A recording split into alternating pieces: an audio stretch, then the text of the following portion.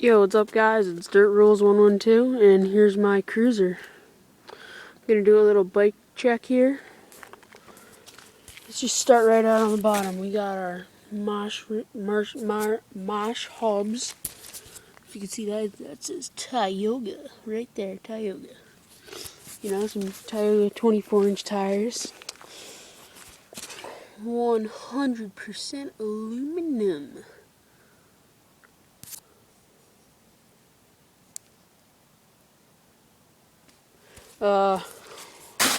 Designed in the USA, right there. No Japan, none of that shit. Royale, 3-star.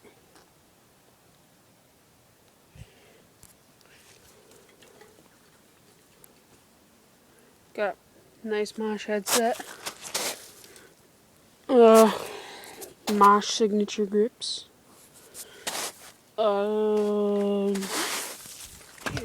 I'm on some ice here. Some Tektros right there. Mosh 100% chromoly forks. Now, what else is on this bike? Running a 4416 on a 3-piece crank. And some brakes. Comment, rate, subscribe, watch my other videos. Alright, yeah. There you go, right there. Now it's a pretty nice bike. Alright, bye.